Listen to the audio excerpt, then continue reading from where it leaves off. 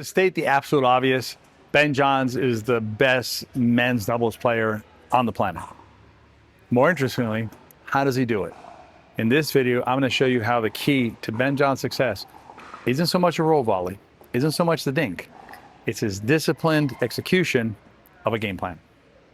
I'm going to set up the match for you, and then we're going to look at several rallies to show you just exactly how Ben Johns, the greatest men's doubles player in the game today, sets up his strategy and is very disciplined on executing it. We are in the men's doubles championship here at the Carvana PPA Masters. So this is one of the slams, one of the big tournaments. We are in the finals, and it's Ben and Gabe. So we got Ben here, Gabe Tardio here, playing against Christian Alshon here, and Hayden Patrick's off the screen right now. Christian Alshon is going to be wearing a cap. He's going to slide over to this side. Hayden's going to come in over here. So Hayden will be playing on the left, and then Christian will be playing on the right.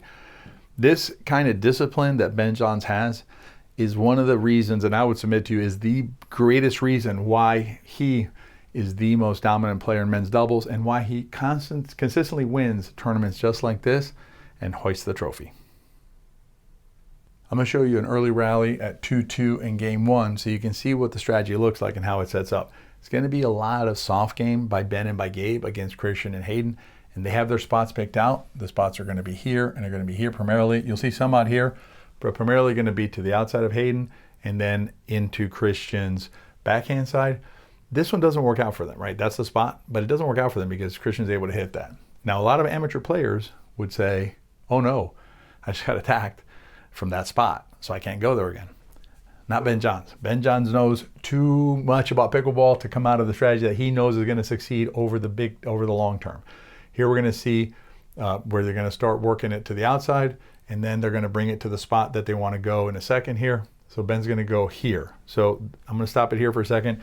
This is a constant target for them in this game. If you see Christian's position here, it's a really difficult position to do anything from. He's stretched. He's trying to hit a forehand there, but in a stretch position. You're going to see later too, Hayden's going to get involved with balls here. It really puts Christian and Hayden in a bad spot. Most dangerous spots against Hayden are out here. His backhand is very deceptive. You can do a lot with it. And out here because of Christian's forehand. So you're only really going to see them go to the outside, here or here, once they've collapsed them to the middle like this. And now the outside opens up. But you're going to see Ben's going to keep hitting that spot. You know, I think he hits it 3 or 4 times here. He's just so relentless with his strategy. Just talk about discipline, right? Hitting the same spot again and again and again. You know, what's he going to do from there? Not much. He's going to go there again. Now he gets Hayden to take a ball. So now that Hayden takes the ball, now Ben is able to see that that side's open. Now he can pull it outside, right? Now he's going to stress Hayden over here, right? And then you're going to see basically we're back to the same spot again. Christian's going to attack this ball, but very difficult to attack Gabe and Ben from that position. Again, same spot. Gabe got the ball, put it to the same spot. This is not an accident that Ben and Gabe are going here.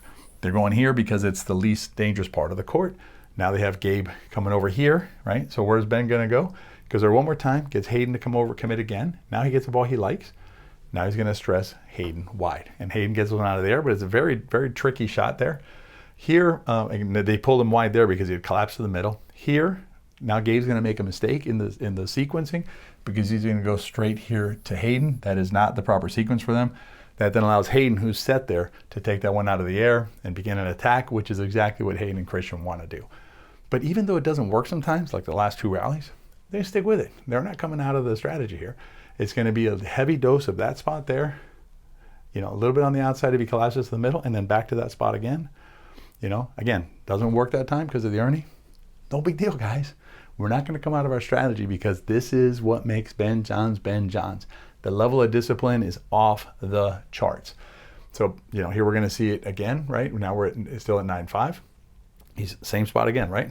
Just, you know, a healthy dose of that spot there. And you can see, you know, Gabe now pulls Christian because he collapsed. And that allows then Gabe to attack and put it away. So same strategy. That time it worked for Benny. Ben for the finish, second serve. Yeah, so when you're watching these dink rallies, with the talent on this court, they cannot go deep. We're going to pick it up here at 8-5 in the game 3. So now we're going to see how just the strategy continues even late in the game. We're going to watch several rallies in a row. it just wears you down. So you're going to see that Hayden and Christian are just worn down by now. It's just, look, I mean, it's just, they've been doing this for however long they've been playing, an hour or something like that. Just the same spot again and again and again. And here you're going to see, you know, Christian try from there. Not a good idea. You know, Gabe's able to just rip that at Hayden. It just wears you down, right? It's the relentlessness of Gabe and Ben doing the same thing again and again and again.